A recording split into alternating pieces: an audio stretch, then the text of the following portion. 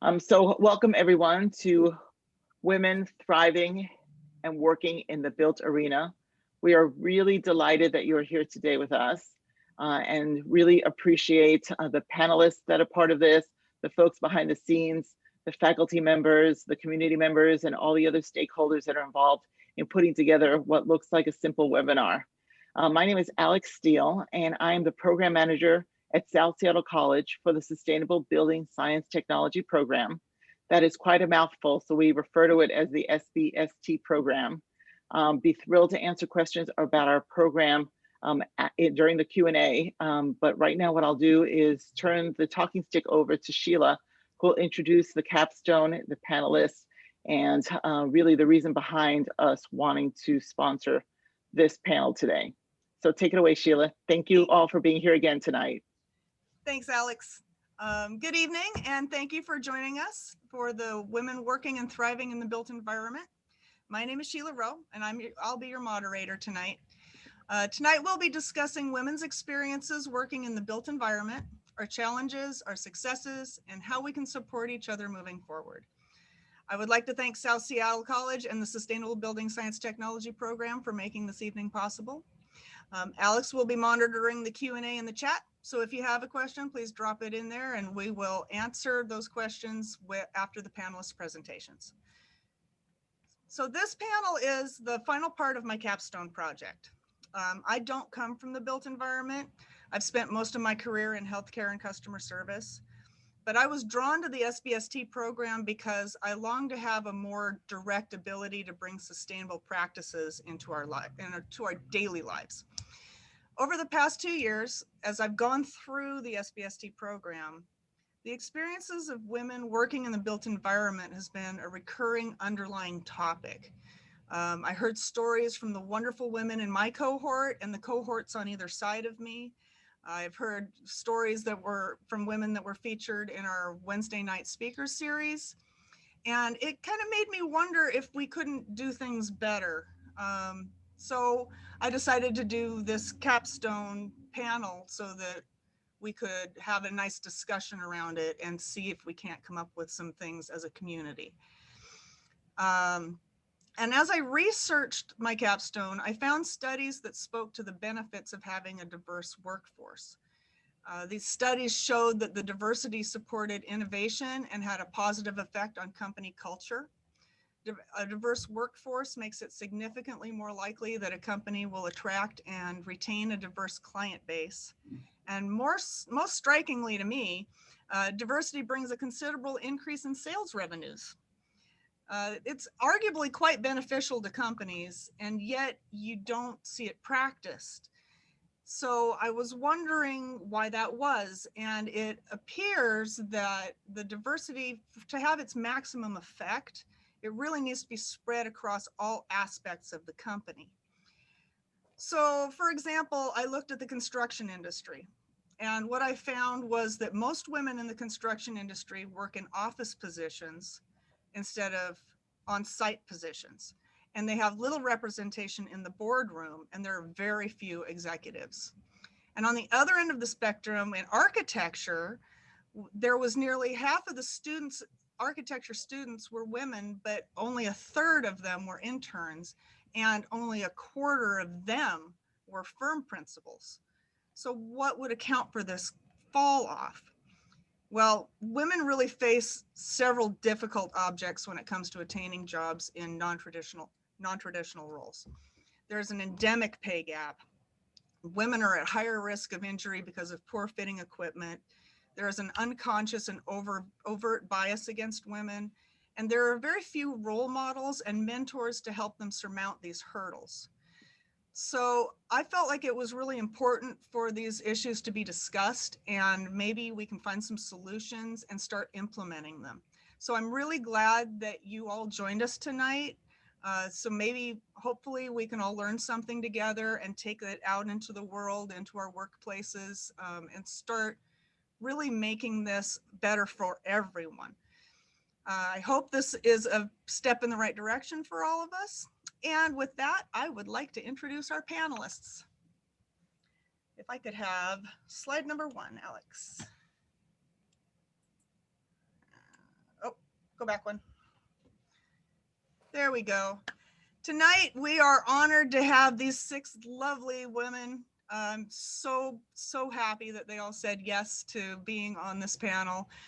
Soph Davenberry is an alumni of the program, and I'm so happy that she is so involved still, even after she's graduated. Theresa Sweek is a commissioning a mechanical engineer. I'll let her talk to you about that. But she's my boss, and I think she's a wonderful person. Mara is a student in the program. Courtney has come and spoken to us. Sandy is a friend from a whole nother place. And Vicki is actually one of our educators here in the program. So with that, I would like to turn it over to Soph. And thank you very much. Well, thanks, Sheila, and thanks everyone for the opportunity to be with you here today. I'm not sure if it would be possible for me to run through a slideshow that I've got to help narrate my story, but okay. Yeah, just as an introduction for myself, and I guess might need the screen sharing enabled for me. But as you can, oh, okay, here we go.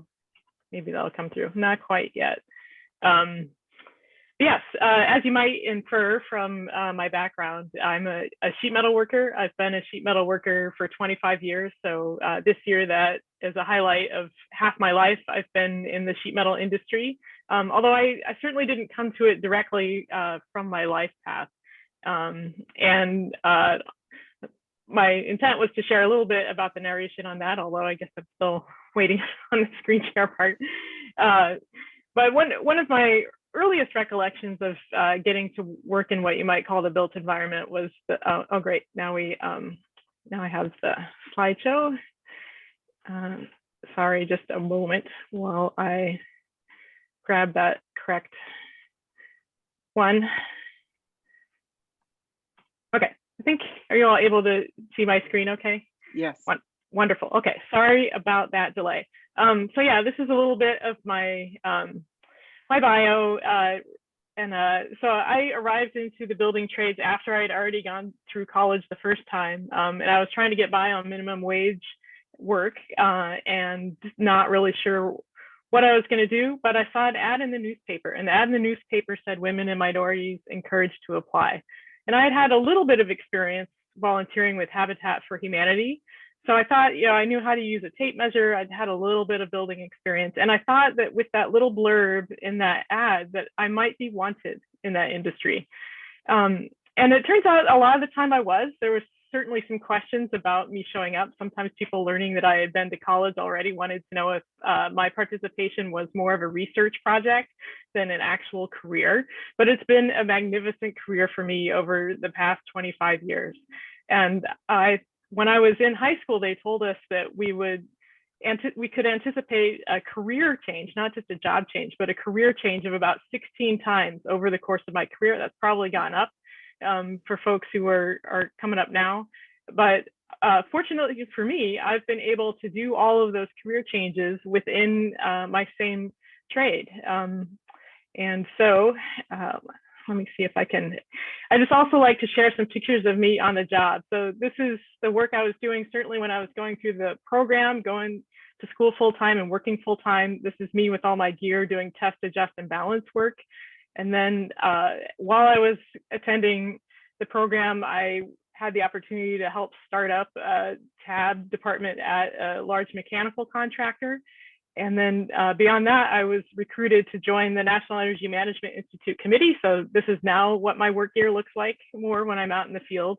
And I work on policy, I work on certification programs, I work on what the future for the industry looks like so that we can make sure that our training programs align with what will be needed in the commercial workplace. But stepping back a little bit to my origins, I don't recall ever seeing the ad on the left when I was growing up. But if you can't see it, it's a girl young in age holding this stack of Legos. And the type there says, "What it is beautiful." And this came out in 1981. I had already been playing with Legos long before that. I have no idea if my parents ever saw it. And then the image on the right is Rachel Giodarno, who happens to practice medicine here in the Seattle area, and her as an adult. But the point with, I guess, that image is that what they did for that ad was they just had her play with Legos for an hour. And then that picture is her in the clothes that she chose to wear that day and what she built out of her mind. And they didn't have to guide her in any way other than to let her have those toys. And I know for me, that was where some of my roots in the built environment started. And then another thing that I more recently came across, which I'll loop back around to the end of my time, is a book called The Last Forest, which was written and illustrated by Lori Glick. If any of you happen to grow up on the Free to Be You and Me album like I did, Lori Glick is the illustrator for that album. And I was able to contact her through Facebook, and just today got permission to do a recording of me reading this book and sharing that. So hopefully I'll be able to post that very soon. And I could remember the title and I could remember some of the images, but I wasn't sure what the story was from this book. But I suspected that it might have to do with my current career. And as it turns out, it does. But again, hang on for a few minutes while I come back to that. So just a little bit about sheet metal work. It's like I said, it's been all of these different things, roofing, architectural, doing service work, doing test, adjust, and balance, welding, and all of these other things. And I've been fortunate to be able to do all this stuff, building ductwork, again, architectural exterior sides, running fire life safety equipment, understanding how those building pressures work to keep people safe. You might recognize this building. That was all done by sheet metal workers. It's not just boxes. It's definitely flows and curves and all that sort of thing.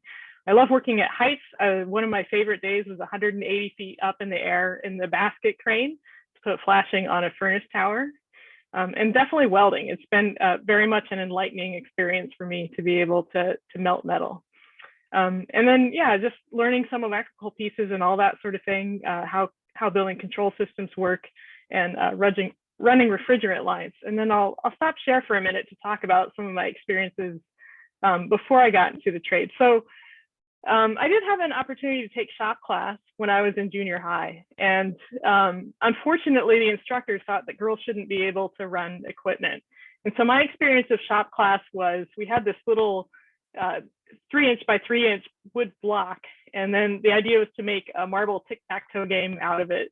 And so my instructor had all of us girls line up, and he would be at the machine, and we would hand him our piece of wood. He would run it through the machine and hand it back to us.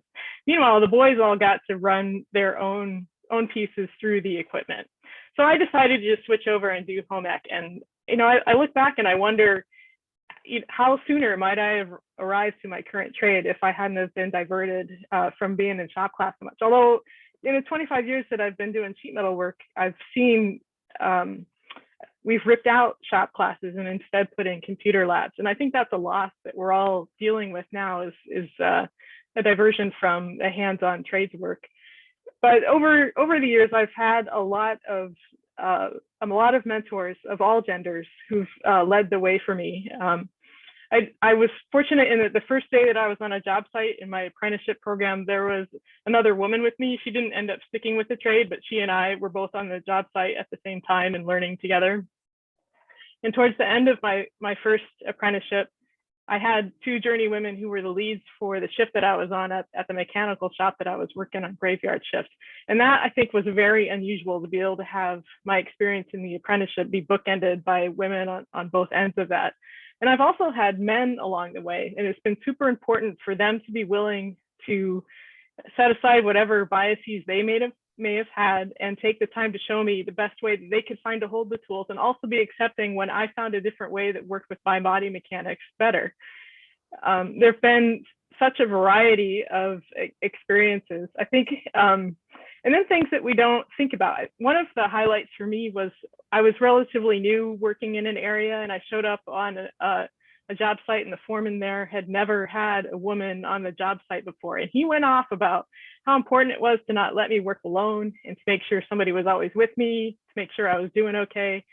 And the guys who were there knew me from the union meetings, and they were the ones that took him aside and talked to him about, hey, she's got skills and she's got experience, and you don't need to call out that situation. So that was, for me, an excellent experience of my male coworkers standing up for me. And then But there's also a way that men bring each other down, which I think makes it harder for us women. There was another job site that I'd been at for 4 or 5 years off and on, and I would work with some of my male coworkers some of the time. And I would get in a tussle, kind of, not literally, but over who would be carrying the ladder. Because, you know, I would carry the ladder. I don't know, I thought we would take turns. And then my coworker said, you don't understand.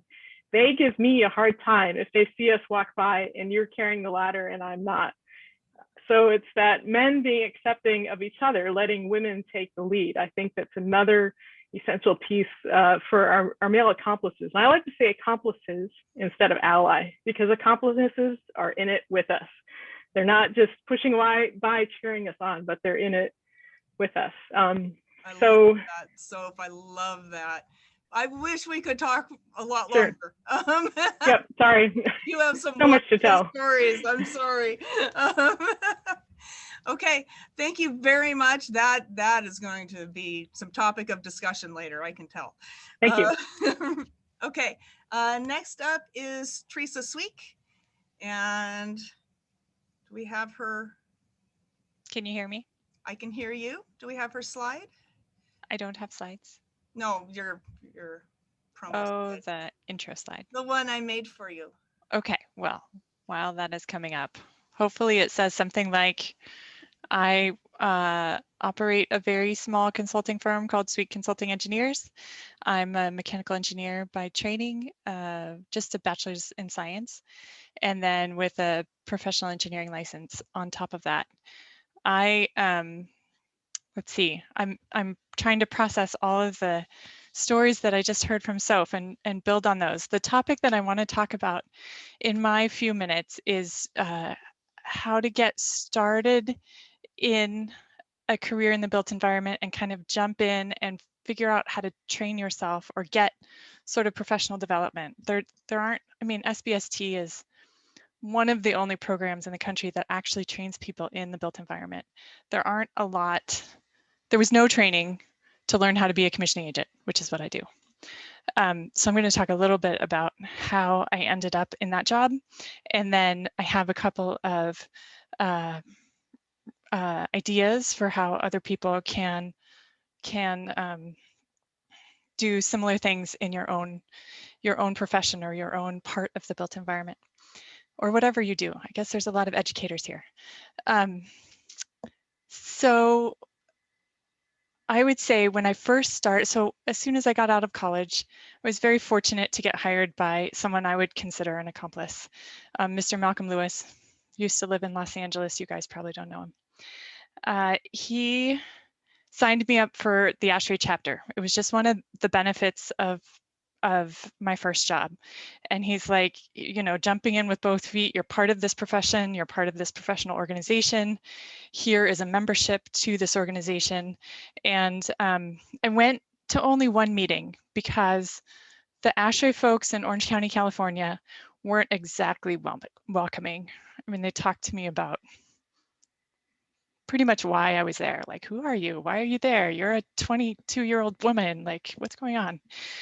But I kept the membership because Malcolm kept paying for it. And now I have a 20-year member pin. And I do feel like getting the ASHRAE journal every month has been very beneficial because, you know, you flip through it, you learn things, you're curious about something, you read more about it. And just sort of sticking with a professional organization. ASHRAE is the leader for mechanical engineering. And just, even if you don't get a good first impression, just kind of sticking with it is the thing that I would recommend. The next sort of step in my training to be a commissioning agent was that the second year that I was on the job, there was a commissioning project that happened to be like 5 blocks from the office. And Malcolm was like, Theresa can handle it. Because no one in the office knew how to do commissioning, and I had free time, and so I fell into the position and had a lot of backseat driving from my supervisor, who was another mechanical engineer, but he didn't know commissioning any better than I did, honestly. And some of the same things that Soph was talking about happened to me on construction sites. You know, they used to draw, not necessarily of me, but they would draw with Sharpies on the wood framing, like pictures that were not appropriate. And I, was a 23-year-old woman in a construction trailer, trying to manage this thing called commissioning. And it was kind of a tough spot to be in. But again, just sticking with it, doing your best, staying professional, even when people are weird. That's my advice. The next thing I did, since I was figuring out that really no one around me knew what commissioning was, is that I went out onto the internet and Googled, like, how do I get training on this?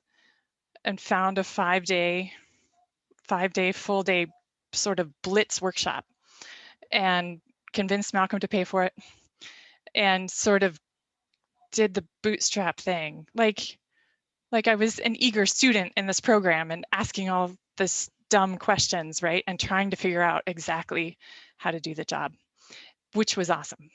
I mean, I think SBST kind of allows some of that sort of eager, questioning and figuring out how to do different things, which is super important. The next thing that I wanted to say, so I would say, join a professional organization. If you're not getting the training that you need, like, go out, find the program you want, and ask for somebody to let you go to it. The other thing I wanted to say is that even through those steps, I didn't really feel really confident as a commissioning agent until I had the chance to watch somebody else who was a commissioning agent doing their job. So figuring out if there's a way to do peer-to-peer mentorship and teamwork was something that was really valuable. And I guess that the way what Soph was describing with apprenticeship positions and like people going through training together, if that existed for commissioning, that would be so awesome. But that's sort of like over the shoulder review or teaming up with another commissioning agent is something that helped me get to sort of the top of the plateau and really understand that I know what my job is, and it doesn't matter if I'm a woman, I still have the confidence to sit in a room full of guys and say, no, this is how it needs to be. So just have a minute left. What I've been saying is that the jobs that I've had have offered professional development, but they haven't actually fit what I needed from my job and what I wanted to do. And so seeking education sort of on my own terms, and sort of in the middle of what I was just saying, I actually stopped working for firms and started my own company, because actually a big part of that was that I wasn't getting the professional development I needed, and I wasn't able to do the work that I really wanted to do. And so I just made the leap and said, I need to do it this way, and got super lucky, and it worked out.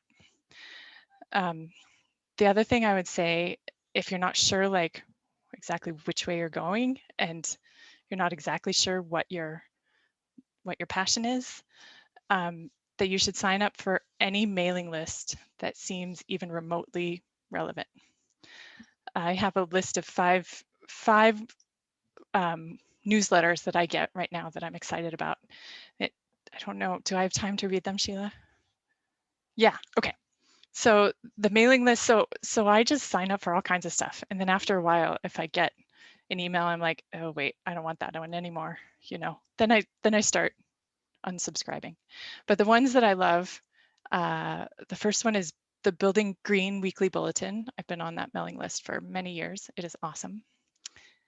One that I just joined last year, which is about the Clean Buildings Program, the law in Washington State, is a really long one. It's called the Washington State Department of Commerce Weekly Digest. It's free if you go onto their website, and they just keep you up to date about what's going on. I love the AABC Total System Balance Weekly newsletter, which is in Soph's trade, doing air balance or test and balance, but I still like to try and keep track of what's going on there. And then the Illuminating Engineering Society mailings about lighting and illumination and stuff. So in conclusion about mailing lists and training, I would encourage you to seek training. And when you're deciding what to do, because there's so many options, but choose one thing that excites you and one thing that you don't know anything about. And just try those two things. And maybe it'll lead you in an unexpected way. That is beautiful advice. Alex, do you have your hand up? I do have my hand up. Theresa, thank you so much. That was fantastic. Would you mind typing those resources into the chat so our panelists can walk away with those amazing resources? Yes. Yeah, I was trying to write it, but you went too fast. Yeah, sorry I didn't put slides together. It's No, okay. I will No, put those in the chat. this is perfect. Thank you so much. That is for. All right. Thank you, Theresa. That was wonderful. I think you have some very good advice there. Yeah, next is Mara Palmer. And there she is. Excellent. All right, my dear, go right ahead. All right. Hello, everybody. Thank you so much for having me. My name is Mara Palmer. I'd like to start off by saying I'm a second-time alum of Seattle colleges because my first time around was a whole different career field, but it carried me through the last 2 decades. So remaining coachable is something you should really hold on to, especially when the world pivots like it does. So a little bit about myself. I am a Seattle native. I absolutely love this place. It's beautiful, it's clean, it's green, and it's been good to me. I'm a self-made businesswoman. Due to some choices that I made for my life, I was a teen parent. I had a 1-year-old in the audience when I graduated from high school. So I joined the high school cosmetology program over at Seattle Central and gained the skills that would keep my kids fed. And so, that's really my background is community. I'm family oriented. I think I always wanted to be a businesswoman when I was a kid. I was a little ahead of my time. I wanted to be like Big Mama, that was my idol, is the woman whose house you could always come over after school. I was the latchkey kid generation. Life was really happening in the 80s. So I'm thankful to be here for all the progress in technology and easy access. No more Encyclopedia Britannica sets. We have computers in our hands now. And yeah, it's all about the right tools for the job. That's what my experience has taught me. Let's see. I am a student, however, I am still a business owner, a member of the business community. And so I really am interested in helping other people pivot and learn other things that can help bring the village up and bring skills back and teach others how they can live their best lives and have access to be great. So as far as my pivot to the built environment, I stepped out on my own as an entrepreneur and accepted a challenge to put in a request for proposal from King County Housing Authority's weatherization program. And I won it successfully. So it was my job for 4 years to go around and tell people how to improve their quality of life. And it was a free program. So imagine that type of job. Everybody's happy to see you when you're not selling anything. So, I took that to heart. It really humbled me. I got to see every demographic you could imagine. I got to make improvements on certain demographics, like school-age children in the Highline School District. We had a successful project, the Healthy Homes Project, where we went in and weatherized the home and showed with statistics how we reduced the missed days of school and things like that. So being a parent that was working for herself, raising her kids by herself, that really made me a little more curious on what other skills I could bring back. So I went back to school, and I'll keep going back to school until I get all the skills that are needed to really make a difference. And that's part of my legacy. I want to have a building named after me, so you know that it can be done, right?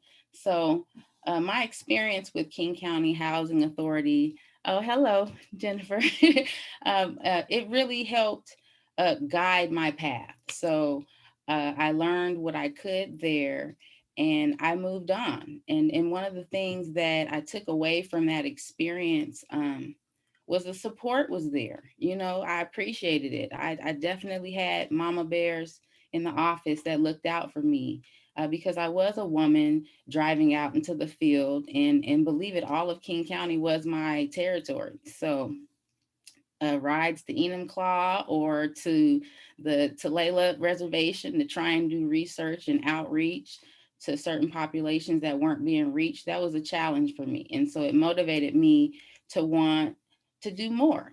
So I want to create a platform for more jobs in this industry, expose more people to the benefits of working for yourself, working with other brilliant people, and really making a difference in other people's lives. So uh, thank you. So I really encourage all businesses, actually, if you have a need, look to a woman. You know, we have a completely different lens on life, you know, so I definitely want to contribute to other people's lives in places that I didn't even realize I would develop a level of expertise. Like, for example, I have 3 adult children. There isn't many situations I haven't found myself in because of the fact that I am a mother, I am a Black woman, I have to wear multiple hats all the time, and that is a skill set in itself. Currently, I manage a Molly Moon's ice cream shop. I am a student. Today was my first day of my internship with the City of Seattle, Office of Environment and Sustainability. So yeah, balancing all of those things is a skill. So I encourage women, don't sleep on your own potential, right? Some people may call it being nosy, but I call it being great at research. Like, I find the information before it's published all the time. It's just that's who I am. And so I understand that everybody isn't comfortable in the skin that they're in. I was rare. You know, I had a business at an early age and refused to work for $4. I think that's how much minimum wage was when I came out of high school. It just was not acceptable to me. Growing up in Washington and seeing all these resources and institutions of higher learning, you know, I really enjoy working with educated people and bringing everybody else up to speed. So I work in the community right now. And so long term, I would love to start a development company. As technology improves, you know, stick-built homes might not be the most efficient. So why not me, you know, create jobs and change lives. So thank you so much for having me. It's been a pleasure. That was beautiful, Mara. Thank you so much. And congratulations on today. How exciting. Oh, you have to tell me about that later. I love it. Okay, let's see who is next. We're going to hear from Courtney now. Hi, everyone. My name is Courtney Blodgett. I am the Director of Market Strategy at McKinstry, and also the Director of Strategy at a spinout from McKinstry called Edo. So I have worked on climate change for about 20 years. I started at a time when everybody told me, oh, climate change is too specific, the sector that you want to work in, you'll never find a job. Thankfully, I ignored them all, and I have been very well employed for the last 2 decades. My career has been a little bit all over the place. You know, those career changes that Soph talked about, I've definitely had them in the most amazing way. So I worked for the United Nations in Rwanda, where I was an advisor to the government of Rwanda on climate change. I was a venture capitalist investor in clean technology. So talk about being the odd woman out in a very male-dominated sector. And I have just worked all over the world on innovation and business and climate change. I started at McKinstry about 2 years ago and found an environment that was really different than many of the ones I had experienced. And I'm grateful that I'm bookended right now by two very optimistic women, because being the East Coaster here, I think I'm gonna kind of tell a little bit of some of the challenges that can come with being a woman in a sector that's mainly male dominated, whether it's a built environment or energy. And I've worked in both. So I'm going to talk today a little bit about sexual harassment. Some of the other women have touched on this, and now just getting into the details of it. So surveys have found that 40% of women will experience sexual harassment in the workplace and 20% of men. And I think many of us are aware that those numbers are underreported. It's probably far higher than that. So just quickly, the official definition of sexual harassment, because I didn't actually even realize this full definition until I joined McKinstry and had to take an anti-harassment training. I was like, oh, I didn't realize what has happened to me in the past is by law considered sexual harassment. So the official definition has a number of parts. It is unlawful to harass a woman because of the person's sex. Harassment can include sexual harassment or unwanted sexual advances, requests for sexual favors, and other verbal and physical harassments of a sexual nature. Harassment does not have to be of sexual nature and can include offensive remarks about a person's sex. For instance, it is illegal to harass a woman by making offensive comments about women in general. The third part, although the law doesn't prohibit simple teasing, offhand comments or isolated incidences that are not very serious, harassment is illegal when it is so frequent or severe that it creates a hostile or offensive work environment, or when it results in an adverse employment decision. So I've had two pretty different instances of sexual harassment in my career. One when I was pretty junior, and the company I was working for, there was a champion, or my champion, and he was much older than me and just really built me up in the company, which was pretty amazing. But with that came a lot of unwelcome touching. And that's something I think many women are used to dealing with in the workplace, you know, those extra hugs, those extra hands on you. And I kind of just brushed it off because he did so much for me that I was like, oh, I'm not going to start any trouble over this. I'm uncomfortable, but it is what it is.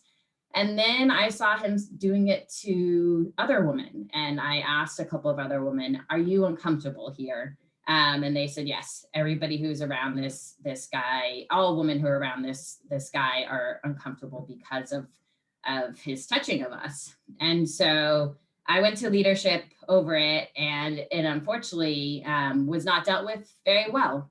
And I'm grateful that Sandy is going to talk next about HR frameworks that can be put in place to help deal with this type of situation.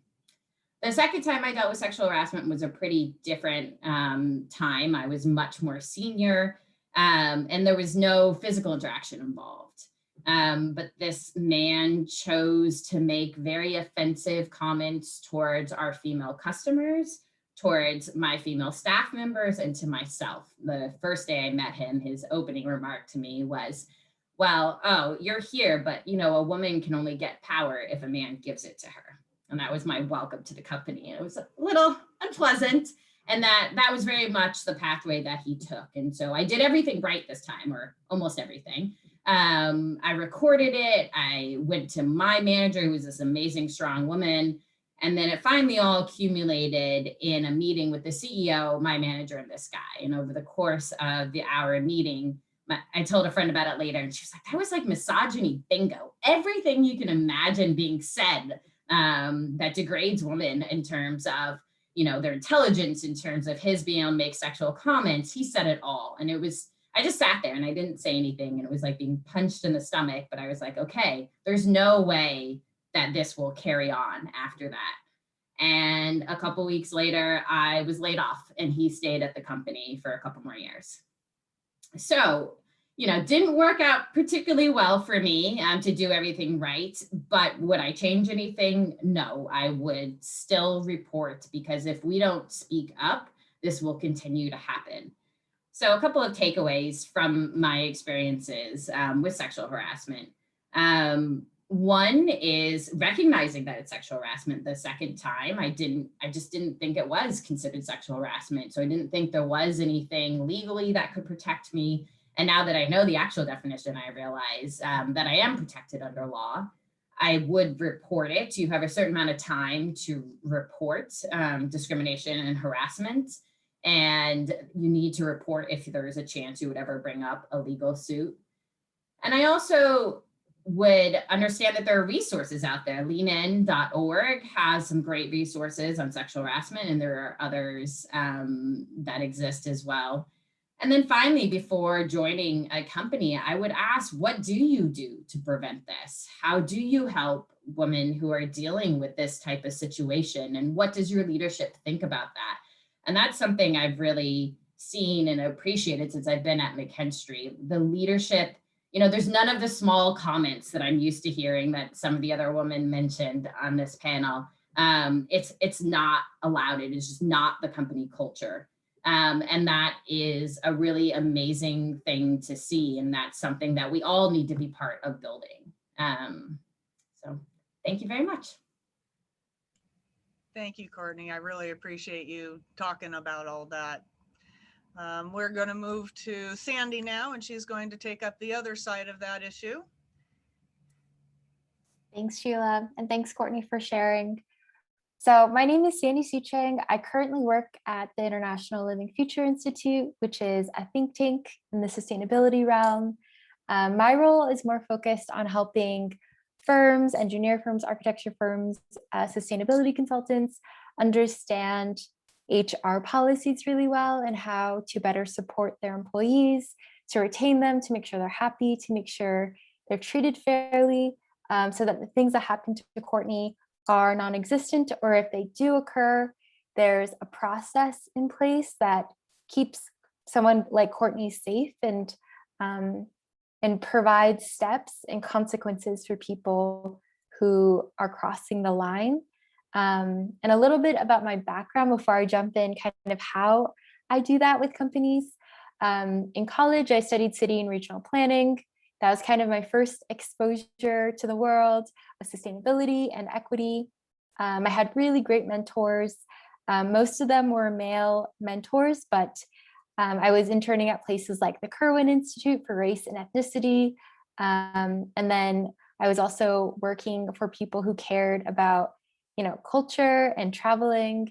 And I was able to travel a lot during my career changes. So I think that was something that really helped me get the job that I have now. I understood how other countries' workplaces were performing and how happy people were, how low stress and holistic everybody was. Oh, hi, Julie. That's so nice. But yeah, so that's kind of what I did in college. And then after college, I was working full-time at a nonprofit, and it was in the homelessness sector. So I was training a lot of men in rural America. These were executive directors on best practices in terms of what was housing first, how to have no barriers, LGBTQ competency, and then of course, some racial equity trainings as well. I think all of these things, again, propelled me. I did make a lot of mistakes along the way. And I think that's something I want to encourage people as you're thinking about maybe career pivots or things that you may want to do in the future. It's okay to make mistakes, because we all are as we're learning and unlearning. So I did a lot of learning in those periods. And then I ended up working at the International Living Future Institute. And the program I run helps companies benchmark how they're performing in terms of HR policies. And then we walk through together, what are you doing well? And then those gaps that you have, what are ways we can prioritize it? Because there's an understanding, we have limited resources. There's only so much you can do within 2 years is how long the program runs for, unless you renew. So we make a list of things that they could prioritize. And we kind of walk through things like gender diversity, ethnic diversity, inclusion, and engagement. And this is really important to capture through survey tools. So I encourage companies to utilize these tools and to make sure it's anonymous so that people's identities are safe.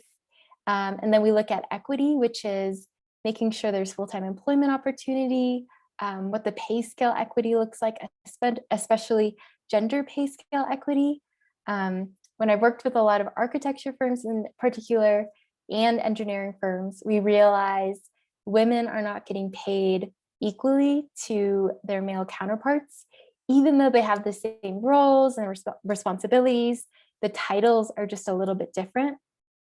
And so some ideas we've come up with are back paying.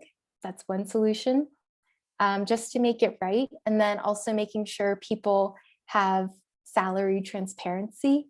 I think a lot of companies are really nervous about sharing what certain ranges, certain classes make within the organization. But I think it's really important, even when we're looking at job applications, when you're thinking of, recruiting a diverse group of people, gender diversity, ethnic diversity, it's really important that there isn't bias even in your application. A lot of it can deter people from applying.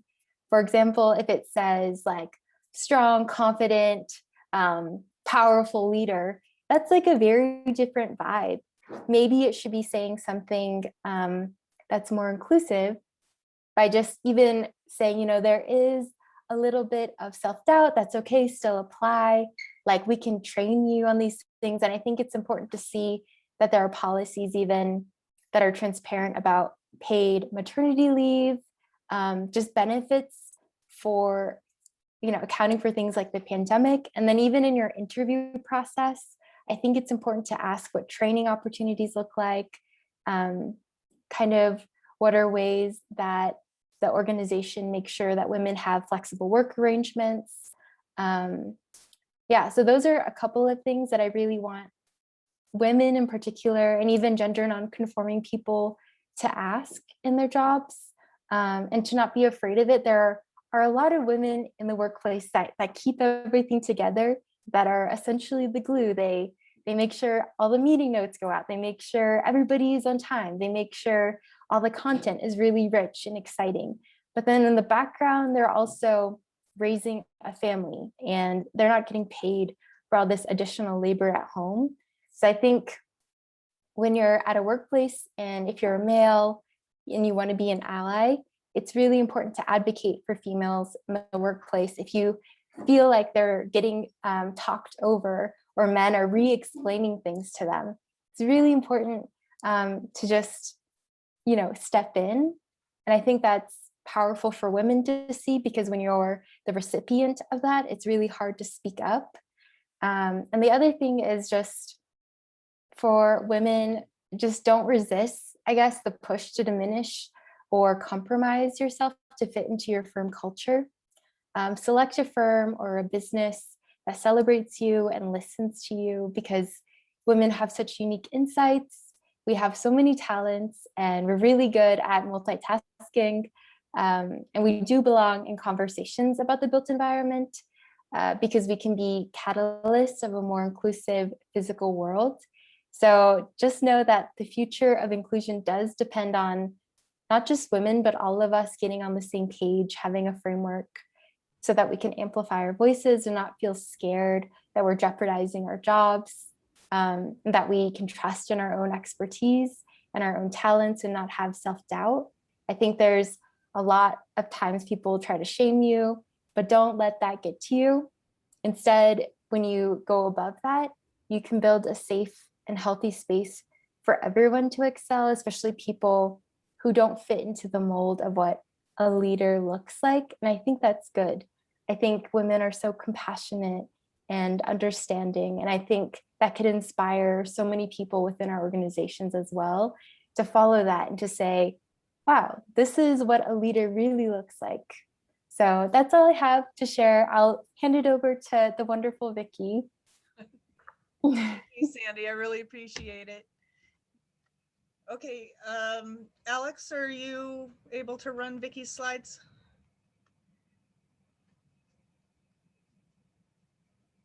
Uh-oh. Yay, thank you. All right, take it away, Vicky. Thank you. This has been an extraordinary hour, a number of thoughts. I do have a couple of quick comments about the earlier presentations before I talk for a few minutes about professional associations. You have to watch carefully. There is sometimes sneaky sexual harassment. When I took over an academic position, I discovered the textbook they'd been using for 5 years was littered with sexist and racist cartoons. And when I showed him to the dean, he was horrified. He took it out of the bookstore immediately. 5 years. And no one had noticed. The other point that I wanted to very quickly say was also to thank Theresa, who mentioned earlier the value of professional association affiliations. This is something that I have been fortunate to be able to access in my career. I have a weird career. The people in the SBST program know I have a very strange pathway. I spent 20 years managing theaters and performing arts facilities at Stanford University, in the Meadowlands of New York, in Detroit, downtown, in St. Louis, and then working as a principal in a consulting firm in that arena before I switched to the academic career, where I taught people about managing facilities and in a sustainable way. But immediately before I came to Seattle, I spent my last 5 years as the CEO of an organization that ran a retreat and conference center on an island 10 miles off the coast of New Hampshire. At 37 buildings, 6 of which had been built before the Revolutionary War. So we had some unique challenges. And in all of those, the value of professional association affiliations reared its head very, very early in my career. Next slide.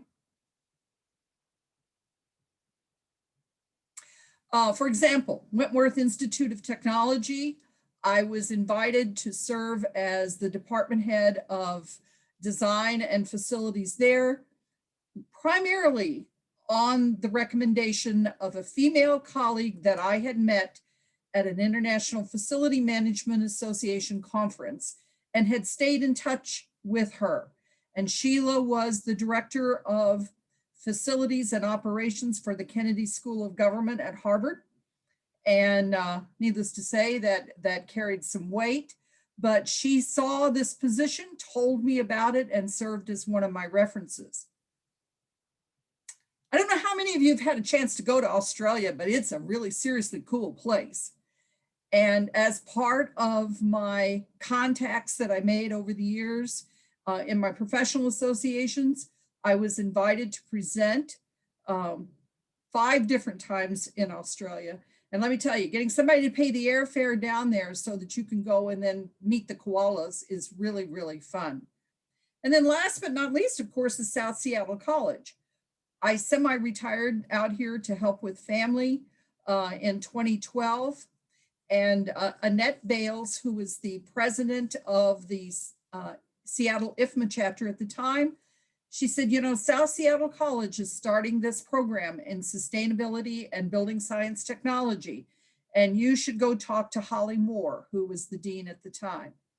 And within a year and a half, I was appointed the first full-time faculty for the program. All of these things happened through professional association affiliations. Next slide. So there you make contacts, you get references, you meet potential mentors, and certainly you gain information. One of the important things, note that I wanted to make about references. In a field where there are not a lot of females, particularly in the performing arts, it was really important to meet people and talk to them. And then I also presented at the conferences. For 25 years, I presented at every single IFMA conference or arts presenters conference, national conference that there was. And by presenting, people get to see you, they get to hear you talk, they get to see how you're organized, they get to hear how you think. And the next thing you know, they become a reference. Mentors come along in a lot of different shapes and forms. I do have one weird comment about male mentors. And in my generation and in my particular fields, most of my mentors were male. They all, to a person, had daughters. And because they had their own daughters that they were excited about seeing them grow and develop, I benefited from that. And of course, the information flow from your professional associations is substantial. Next slide.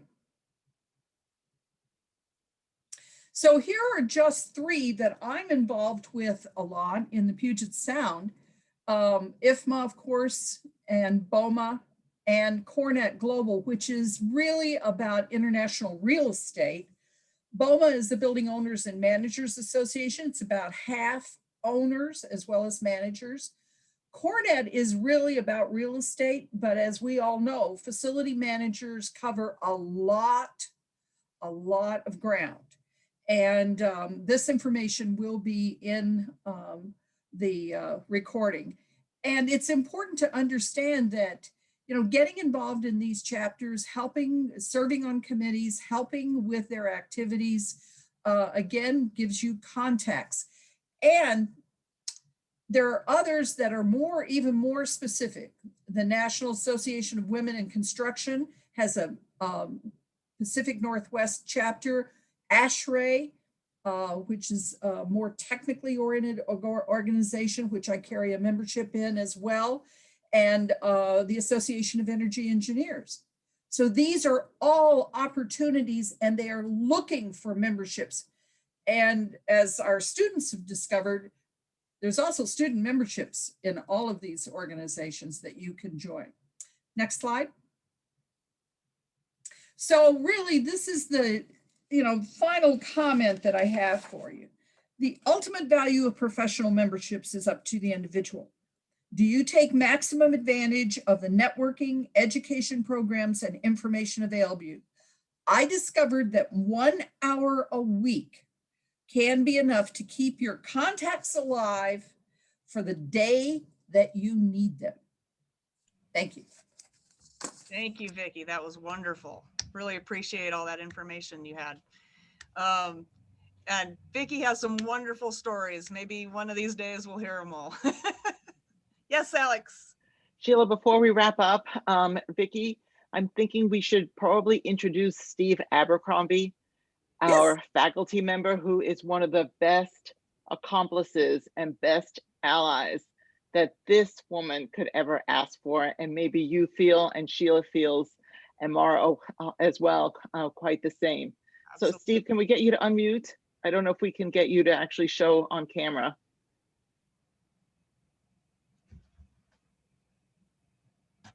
Can we? Oh, no. Steve? Do you see him, Sheila? Not. Nope, I think Steve may have, he's a participant, so he put himself in the participant category. But Steve Abercrombie is the full-time faculty member and for the SBST program. And Steve joined us in the second year of the program as a part-time faculty member. And we were thrilled when he was appointed to the full-time position last year. Thank you so much. And I can just say that I'm truly humbled and honored by having worked with almost everybody on this panel, and I can count a number of you as amazing mentors. I have to give the shout out here to both Vicki and Theresa for having mentored me through a big part of my career. So thank you all for your comments and for the wonderful shout out. We appreciate it. Thank you, Steve.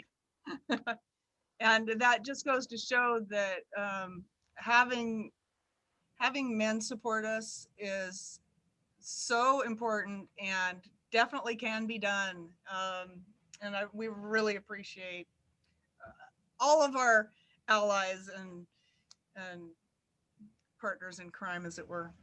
I am going to, before we get to the Q&A, I am going to launch the first poll again, since we have twice as many people now as we did when we launched it the first time. If you have already answered it, don't worry about it. But if you haven't answered it yet, I would encourage you to let us know what industry you represent.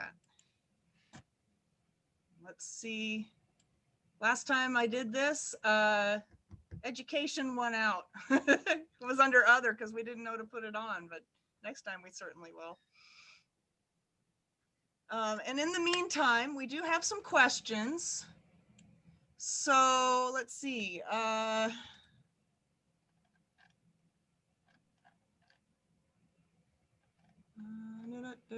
thought I saw one in chat. Maybe not. Oh, Judy wants to know what a commissioning agent is. Theresa, you want to talk about that one?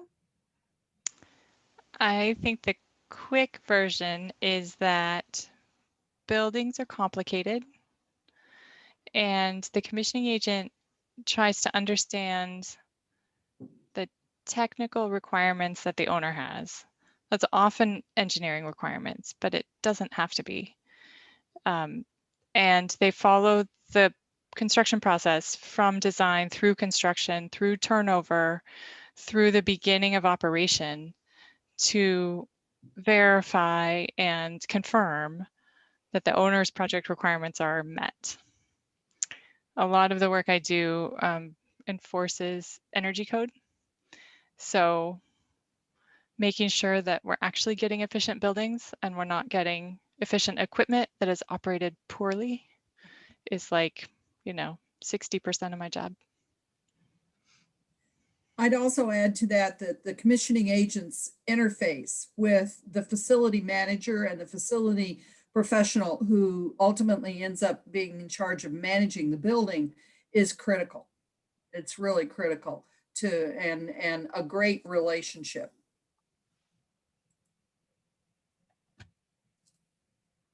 Uh-oh. All right, cool, thank you.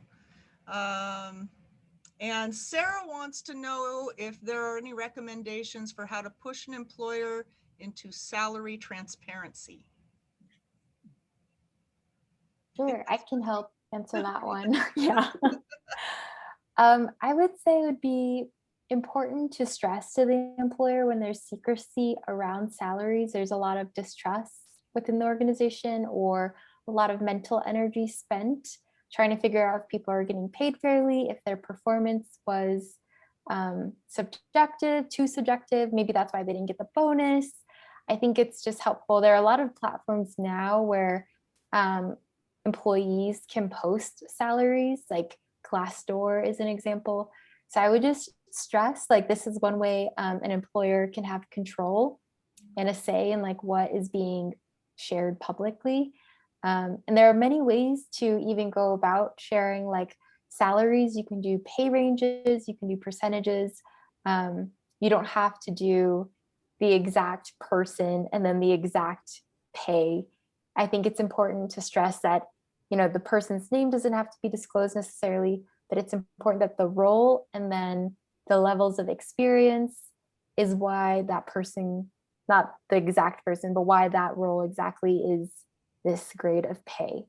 So if you want to talk more about that, let me know and we can walk through a couple scenarios together.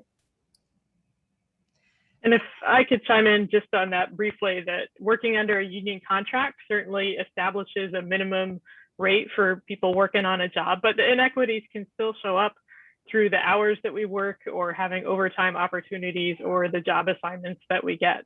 But that, I guess, our wages are public information as far as having a union contract goes. That's very true. Yes, Vicki.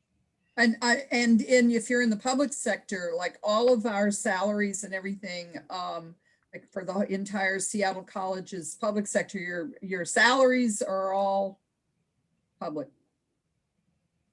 and you know what everybody's making. So it depends on the sector. And I think that Sandy's probably got some really good tips for how to deal with the private sector. I also advocate for negotiations in the private sector. The vast majority of men negotiate their salary and the vast majority of women do not. So if there is flexibility within the salary range, ask. I mean, they can say no, but you can also push and you may be able to get what you deserve. Sheila, do you want to read Stephanie's comment? Yeah, let's see. Pre-COVID, staff and faculty at South were helping students create a new club, Women in Trades, and I got invited to that. Although this group has not met in person, we still forward resources. I hope to forward resources from this session to the mailing list if okay. Oh, yes, that would be definitely. Definitely. Yeah, are we going to post it? We're going to post it on the SBST site and possibly a couple other places. So yeah, Stephanie, get a hold of Alex and we can arrange that, I'm sure. Does anybody else have any questions? I have a couple more if not. I think a round robin of what would you tell young women to encourage them to work in these fields? Who would like to go first? Mara, you're first on my screen. You want to go first? Sure. I would tell them to just try everything. You know, that was kind of how I found my way. I understood what I didn't want to do, you know, and I took advantage of every internship opportunity. I've done several, but let me tell you, it's nothing like knowing what you're good at. I used to take radios and stuff apart when I was a kid, encourage that curiosity. Yeah, I try to hook up all the cable in the house before the cable guy got finished. You know, I just liked what I like. So encourage those things in each other, you know, your peers, the people that are looking up to you as an example. Because we can do anything, you know, we have to do it when men aren't around anyway. So that's my contribution. There you go. I love it. Thank you. Soph, you're next on my list. Sure. I echo certainly what other folks have said, and to keep pushing into areas of uncomfort, maybe. And then I know I'm an example of, for the position that I had now, I was told about it, didn't apply, and then a few days before the application was due, was encouraged by a mentor to submit my application because I didn't think I could tick off all the boxes. And you all have maybe have heard about that, but the folks who hired me certainly felt like I could tick off all the boxes and more.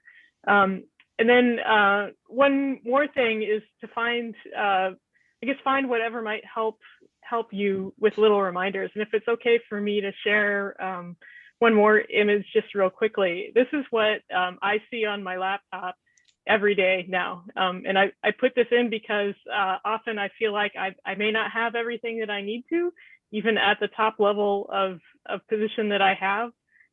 But this is what gets me through to remember this message that I am more than enough, really. And so that just at every level, we all have more to learn. We need each other, and certainly look out and also open the doorway for others coming behind. I know the built environment has definitely got certainly male, certainly white predominance, and I try to make way for others coming up with me and after me. Wonderful, thank you. Courtney. Yeah, I mean, first, I would say it's a super exciting sector to be in. As you've heard from all of us, there's so many different things you can do. From an impact point of view, 40% of the world's greenhouse gas emissions come from the built environment. And so in terms of working on sustainability, there's so much to be done and so much exciting research and action and policy coming out. And then echoing what others have said, you know, there are challenges, and sometimes it's tiring to be the only in the room, whatever your only is. And and that's exhausting. But eventually, if you keep pushing, you find the people to support you, it will pay off. And yeah, there are a lot of great accomplices out there. There are a lot of great colleagues of all genders, and it's finding those to support you. And when you're too tired to keep pushing, they can, you know, support you and you keep going. And that's what we got to do. Beautiful. Thank you. Theresa. Yes, I have an answer, but I want you to restate the question, please. Make sure that I word it right. Oh, okay. Well, let's see. Now I got to read it again. What would you tell young women to encourage them to work in this field? Okay, great. That picture that Soph showed earlier of the kid who was putting Legos together, like that was actually not me. I used to look at buildings and all the light pollution from buildings. I grew up on the Front Range in Colorado, and I would see all that light pollution and I would be like, oh God, I'm never gonna live there. I hate buildings. I don't want to work in buildings. But it turns out that if you get a job where you have the keys, like literally have the keys, and you can like open stuff and see what's behind and see how it works, that's super fun. So that's why I work in buildings. That's wonderful. I love that. Okay, Sandy. I guess I would just tell young women to not be afraid of entering into a space that may not be welcoming at first. They can really change that environment by just being open to that possibility. I think it's easy to just be defeated and to be hopeless and to say, nothing's ever going to change. This is how it always is. But be open to the possibility that things could change. You just have to find the right people. Kind of in life, you know, you can like call a customer service representative and it's like a horrible experience. Or like, there's nothing we can do. There's no refund. You're missing your plane. Nothing we can do. And you're like about to cry and you're like, oh, all right. You hang up, you call again. It's somebody else. And they're like, no problem. Like, it is no problem. We are happy to do this for you. Do you want to get bumped up? And you're like, no, I am happy with this service. It's okay. And so I think just find the right people. If it's not a good fit, don't be afraid to leave. I think there's a lot of fear, whether it's a college program or a job. If it's not a good fit, it's not a good fit. Life is really short. Just try something else. And if that doesn't work out, there's so many opportunities now virtually, and I hope in person, and especially in the green environment, there's going to be a place for you, and you just have to keep trying and be resilient. That's all I have. That's beautiful. Thank you, Sandy. Vicky. Vicky's thinking. Your turn. Oh, okay. Your sound faded out a little bit. Sorry. I was trying to be polite. I think the thing that I would tell young women is that every day is different when you are managing buildings and properties and the programs that grow into them. And if you like change, if you like challenge, if you like excitement, if you like weird things going on all the time, come into the built environment and we can share with you all of the strange things that we've had to deal with over the years. It is not routine. It is not standard by any means.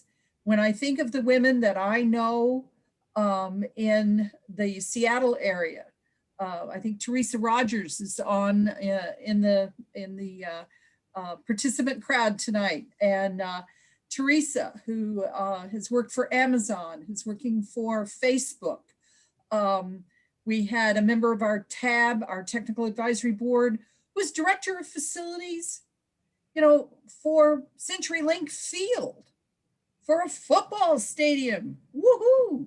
You know, so I mean, it is such a diverse and exciting and fun and wildly challenging. I've managed theaters in downtown Detroit, and I've managed weird collection of very old buildings on an island, so it's very changing. It's very important to get a good grounding, a good education, get a good base.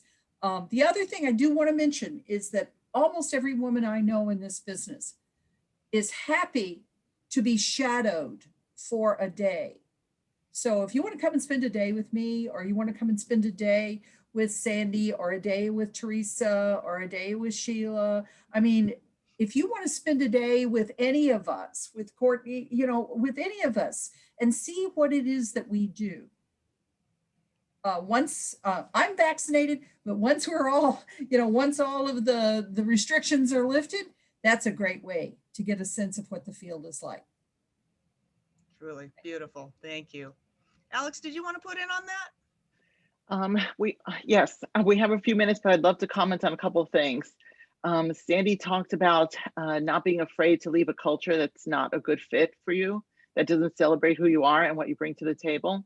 I like Theresa's solution, which is start your own company, because the answer isn't always somebody else's house. Sometimes the answer is building your own. And Theresa seems like the kind of entrepreneur that would share her wisdom if somebody wanted to go down that path. So, so keep that door open. It's important. Many of you talked about powering through and being resilient and pushing and pushing and pushing. I get it. I'm that way. But we also need to allow ourselves the space to just be and not to always do.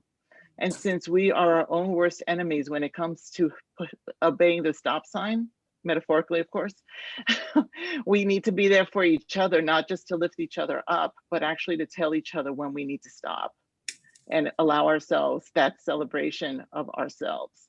So you're right. So we are enough, but sometimes we think what we are is doers and not human beings, but human doers. So just a few comments. And then if you don't just want to shadow someone for the day, but you actually want to spend 2 years learning about building operations and joining this very sexy world of amazing humans, look at this panel by itself. I mean, talk about diversity. People have come to us from all different experiences and have visions for what they want their future to look like that's different from one another. So join us at the Sustainable Building Science Technology Program. Our 8th cohort starts in September. We have information sessions every Wednesday in May from 5 to 6, every Thursday at your lunch hour from 12 to 1. And so we encourage you to please participate, come find out what we're doing. If you're not interested in our program, you may be interested in sponsoring a scholarship, sponsoring a student, offering us internships, telling us about job leads. I mean, there's just so many ways that we can help support each other and create this beautiful sort of DNA, system of kind of, helping each other in this, what we call a circular economy, but it can be a circular economy of sisterhood. So with that, I will turn myself off and give the talking stick back to Sheila, who is just my hero in pulling this together as her capstone project. I appreciate you all so much. Wow, what a wonderful night. How are we doing here? Sheila, we got a couple more minutes. Yes, ma'am. I thought I might mention, because capstone's been mentioned several times here, but that is a very important part of the SBST program. Yes. In your senior year, not in your final quarter, but your next to final quarter, each senior is invited to choose a topic of their own device to pursue it. Perhaps it's a piece of work for their company. Perhaps it's an analysis of a particularly thorny management problem at their company. Perhaps it's an analysis, as Sheila is doing, looking at an entire industry and a gender equity issue. We've had all kinds of capstone projects. The capstone projects then are presented to industry leadership on a Saturday at the Georgetown campus. Of course, last year they got presented by Zoom, which we were all getting used to, but I know for a fact that one of our panelists was ultimately hired for a job as she presented her capstone at a reception at Georgetown. Am I correct, Soph? Yeah. Yeah. I was recruited right out of my capstone. Exactly. I had the privilege of standing there and watching her talk to one of the senior executives from Hermanson. And the next thing I know, Soph was going to work for Hermanson. So we were, it was one of those moments that so the capstones are a very integral part of the program and have been very, very successful for our graduates. Yeah. And this year it really ran the gamut. We went from very technical to very talking about all sorts of equity issues. And I wasn't the only one that was talking about that. And it was really nice to see the breadth of all the stuff we were working on. Alex. Can you launch our second poll, Sheila, before people wrap up? Yes, let's see. Where is it? Where's the other one? I have the first one. Having a little technical glitch. I'm having a technical glitch. This is real life. Where's the second one? All I see. Luckily, we're not launching anything on Mars. I found it. Okay. I found it. Okay, it's launching. Has it launched? Not yet. I clicked the button. Well, why won't it go, you silly thing? Well, I can offer a little bit of fill-in for just a second if that's not too disruptive. I promised the end of the story, the last forest. So if it's okay, I'll just share that as one last thing. This is kind of a giveaway, but the text at the bottom is, "Then the city is as beautiful as the forest." And I realized that really lined up my wandering path of getting into the built environment. And I think all of us with sustainability want to make our experiences of indoors and outdoors a little more integrated. That's an excellent point. That was a beautiful picture. Very nice. Okay, it went. Yay. All right. So if everyone here can go ahead and answer that poll. If you want to get a hold of any of us, once we get this up and into your email boxes, all of our contact informations, especially our LinkedIns, are on all the slides that I put together. So feel free to reach out to any and all of us if you have anything you want to say or work on or, collaborate with. I was really hoping that some collaborations would come out of all of this and have it keep going and grow and not have this be the end of it. So I would love to see that happen. We have one more slide, Alex. Let me end the poll. It looks like overwhelmingly people have said, let's end that. Cool. Can you do it? Got it? Okay. Yeah. Excellent. Oh, I'm glad to hear that. I'm very glad to hear that. That is good. I was hoping it would be informative. Let's see. Okay. Share screen. Can we see that? Sorry, just give me a second.